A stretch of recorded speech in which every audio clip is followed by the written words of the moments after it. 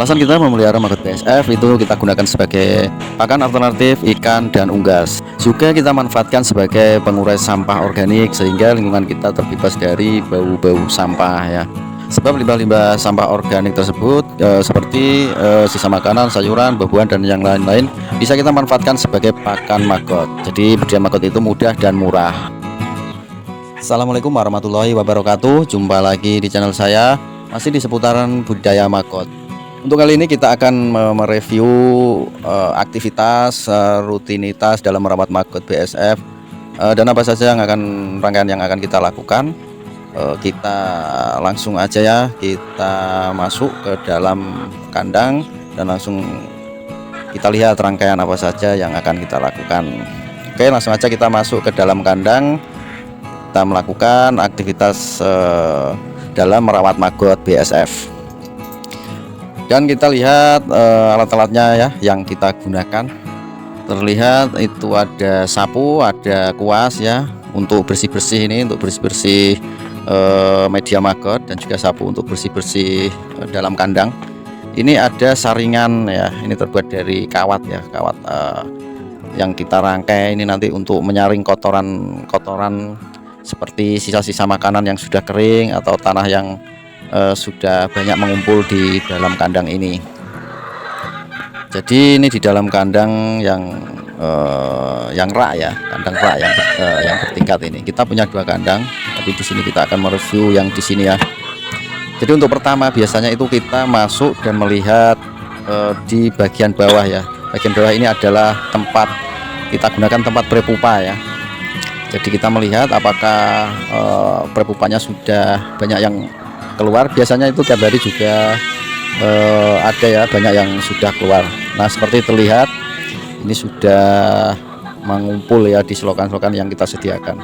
Dan ini adalah khusus tempat prepupa ya, karena bentuk settingan medianya ini sudah kita buat miring ya di ujung depan, supaya nanti prepupa yang sudah siap ini akan meninggalkan media dan akan tertampung di selokan ini. Nah biasanya seperti ini ya, pertama kita ambil prepupa, sekalian kita bersihkan selokannya. Kita kumpulkan prepupa-prepupa ini adalah calon lalat ya, yang nanti akan menjadi lalat dan bertelur, dan kita teruskan menjadi maggot lagi, jadi muter. Kita kumpulkan, nanti kita pilih prepupa yang sudah siap, artinya biasanya itu warnanya hitam ya. Jadi ini dari sini sampai ujung sana ini, atau khususnya yang di bawah ini media untuk prepupa. Jadi tiap hari ini kita bersihkan ya, kita ambil prepupa ini minimal 2 hari sekali ya. Sekarang kita ambil ya, kita pilih yang posturnya sudah besar atau yang penting warnanya sudah menghitam. Karena di sini juga ada yang belum siap, artinya warnanya masih kuning, masih kecil, tapi dia juga keluar dari media. Nanti kita kembalikan ke media. Jadi kita pilih atau kita ambil itu yang sudah benar-benar menghitam, artinya sudah siap nanti untuk menjadi pupa. Dan yang ini terlihat yang masih kuning-kuning ini masih masa pertumbuhan, nanti kita bisa kembalikan ke media. Jadi untuk prepupanya ini kita usahakan itu setiap hari ya kita ambil, atau minimal 2 hari sekali. Supaya apa? Supaya tidak kelamaan berada di selokan ini, agar pada waktu kita taruh ke kandang prepupa itu kondisi stamina prepupa ini masih fit. Artinya karena kalau kelamaan di sini nanti dia akan kebanyakan gerak, lama tidurnya nanti jadi kurang maksimal nanti juga dalam bertelurnya. Terus selanjutnya yang kita lakukan biasanya itu kita melihat media pembesarannya, dan kita membersihkan sebelum kita memberi makan maggot-maggot ini. Kita bersihkan dulu sisa-sisa makanan yang sudah mengering ya, dengan saringan tadi yang dari kawat. Kita lihat banyak sekali sisa-sisa makanan itu yang sudah mengering. Supaya tidak memenuhi media, kita bersihkan ya dengan cara seperti ini. Kita taruh aja di saringan kawat ini, nanti si maggot ini akan jatuh dengan sendirinya ya. Dia akan bereaksi, bergerak, dan mencari tempat di bawahnya lagi. Kita lihat ini maggot-maggot yang keikut ini berusaha mencari tempat sendiri atau menjatuhkan diri, dan nanti yang tersisa itu tinggal sampah-sampah kering ini. Penting sekali ya untuk perawatan dalam pembesaran ini, untuk selalu membersihkan apabila kita lihat banyak sekali sampah-sampah yang sudah mengering, karena ini berpengaruh untuk dalam pertumbuhan maggot itu sendiri. Jika tempat ini penuh dengan sampah, maka otomatis tempat ini akan menjadi sesak ya, penuh dengan sampah, dan tentu mengurangi ruang gerak si maggot itu sendiri, dan itu sangat berpengaruh untuk pertumbuhannya. Makanya setiap hari pun kita bersihkan ya, supaya lega tempatnya ini. Jadi ini kita bersihkan sisa-sisa makannya itu yang sudah mengering saja ya, dan nanti yang masih kelihatan basah atau itu nanti bisa biarkan saja, nanti biar dimakan maggotnya ya.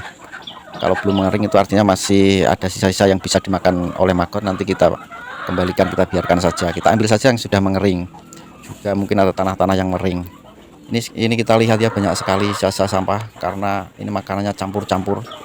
Kita campur-campur apa saja limbah organik kita masukkan.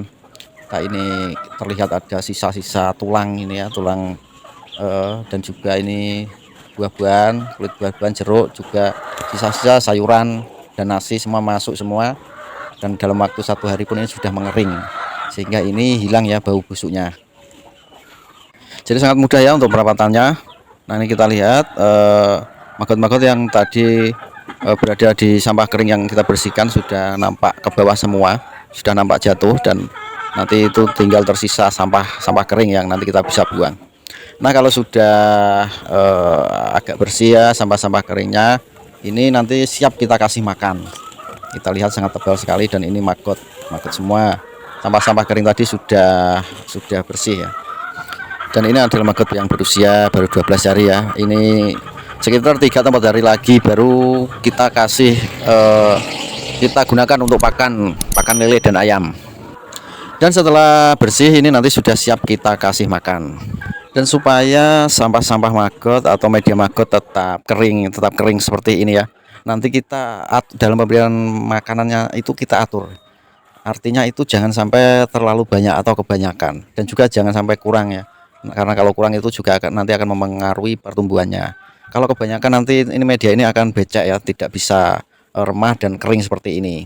Nah, kalau kering seperti ini kita sangat mudah sekali untuk membersihkannya, dan juga maggot-maggot ini akan nyaman berada di tempat ini, sehingga pertumbuhannya itu juga bisa maksimal. Nah, kita bersihkan semua dari media-media yang ada, kita bersihkan semua. Jadi nanti sambil menunggu ini sampah-sampah yang kita taruh ini maggotnya turun semua, sambil menunggu maggotnya turun semua, lalu kita sediakan makanan. Dan sebelumnya itu kita taruh dulu ini prepupa yang sudah kita ambil, kita taruh dulu di kandang prepupa. Nah, ini terlihat adalah ternak-ternak kita ya. Jadi maggot itu nanti kita gunakan sebagai pakan alternatif untuk ikan lele. Kita punya ikan lele dan juga ayam. Inilah kandang lalat kita ya, cukup besar. Jadi ini nanti kita masuk saja ke dalam kandang. Nah, jadi seperti ini situasi di dalam kandang lalat ini ya. Dan kita lihat inilah lalat kita, dan itu ada tempat bertelurnya. Ini adalah box tempat menyimpan prepupa, dan prepupa ini nanti kita simpan di sini. Kita masukkan di dalam box ya. Sebenarnya tidak harus box seperti ini ya. Kalaupun di luar box ini juga bisa, nanti kita tutup. Bisa ditutup kardus seperti ini. Ini yang di dalam bak ini juga bisa, nggak apa-apa. Tapi kalau ada boxnya itu lebih baik ya. Dan nanti itu bisa lebih cepat karena suhu udara dan juga kelembapan udara dan juga cahaya ya, ruang cahayanya itu sangat mendukung ya kalau di dalam box seperti ini. Lumayan lembab dan cahaya itu tidak terlalu banyak atau tidak langsung ya kena cahaya. Sekalian kita masukkan prepupa yang baru, kita juga mengecek ya prepupa yang lama yang kemarin kita masukkan. Kita cari, kita lihat yang sudah kosong atau sudah menjadi lalat. Nah, seperti ini. Ini sudah kosong ya, sudah kopong menjadi lalat, dan nanti ini kita keluarkan, kita bersihkan. Nanti kita ganti lagi, besok kita ganti lagi prepupa yang baru. Dan seperti itu rangkaiannya. kita masukkan, kita cek, kalau pun ada yang sudah kopong kita keluarkan. Oke, selanjutnya kita akan di dalam kandang ya, sekalian kita naruh lalat, sekalian juga kita nanti bersihkan kandang ini.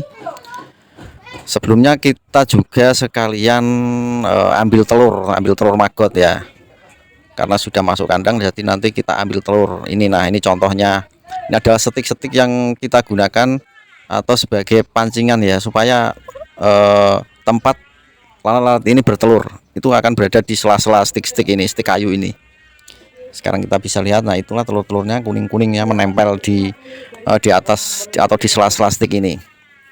Jadi ini sekalian kita ambil ya telur-telurnya. Untuk pengambilan telur ini biasanya itu bisa setiap hari ya, atau 2 hari maksimal, itu jangan sampai lewat 3 hari ya. Nah, seperti ini mudah sekali juga untuk pengambilan telurnya. Cukup digesek dengan apa saja bisa ya, gunting, pisau, atau itu ya karter. Itu yang lebih mudahnya itu pakai karter, karena entah kemana ya karter itu tadi nggak ada ya, jadi seadanya ini gunting pun bisa. Cukup seperti ini, kita ambil, kita gesek dengan ini dengan gunting, lalu kita kasih alas tisu itu ya nanti. Jadi nanti itu sekalian langsung sama tisunya kita taruh di tempat penetasan telurnya. Jadi kalau untuk rangkaian aktivitas di dalam kandang lalat itu ya tadi ya, seperti tadi, menaruh prepupa ini, mengambil telur maggot, dan nanti juga sebelum keluar kita bersihkan kandang, kita sapu sisa-sisa lalat yang mati ya, karena sehabis bertelur itu lalat itu akan mati, dan nanti kita juga sekalian kita bersihkan. Untuk telur yang ada atau target kita setiap hari itu biasanya kita 10 gram ya. Kenapa kita hanya menarget 10 gram itu? Karena sesuai dengan kebutuhan kita untuk pakan ternak ya. Karena saat ini ternak ikan dan ayam kita itu baru remaja ya, artinya belum banyak mengkonsumsi maggot. Jadi belum saatnya ya, belum terlalu banyak. Nanti kalau sudah dewasa atau siap panen itu biasanya baru membutuhkan banyak, dan kapasitas lalatnya itu nanti kita tambah. Kita biasanya membutuhkan tiap hari itu 20 gram telur. Ini ya sesuai target, ini sekitar 10 gram. Ini cukup untuk pakan ternak kita saat ini. Walaupun sebenarnya kandang lalat kita ini bisa untuk menampung atau bisa untuk menghasilkan setiap hari itu bisa kalau 50 sampai 100 gram ya. Itu pernah kita lakukan atau kita target segitu kemarin, karena waktu ternak kita itu banyak atau sudah mulai membutuhkan banyak, itu kita sampai menarget 50 sampai 100 gram. Karena kandang kita ini cukup memadai ya, kalau bisa kita maksimalkan untuk mencapai 100 gram pun bisa. Tapi karena kita menggunakan maggot ini hanya sebagai pakan ternak ya, jadi kita target sesuai kebutuhan. Nah, ini sudah terkumpul dan nanti siap dikasihkan atau siap kita tetaskan di media penetasan yang nanti kita siapkan. Dan untuk bagaimana cara penetasannya itu sudah ada di video-video saya sebelumnya, sudah ada ya di tutorialnya. Bagi kalian yang baru menemukan channel ini, silahkan kunjungi saja video tentang cara bagaimana menetaskan telur maggot BSF. Jadi silahkan kunjungi saja channel ini ya. Dan jangan lupa untuk kawan-kawan untuk mau dukungannya, untuk like, subscribe, aktifkan tombol lonceng notifikasinya supaya Anda dapat informasi-informasi selanjutnya tentang budidaya maggot BSF. Oke, sampai di sini dulu perjumpaan kita kali ini, semoga bermanfaat. Mohon maaf atas segala kekurangan. Wassalamualaikum warahmatullahi wabarakatuh.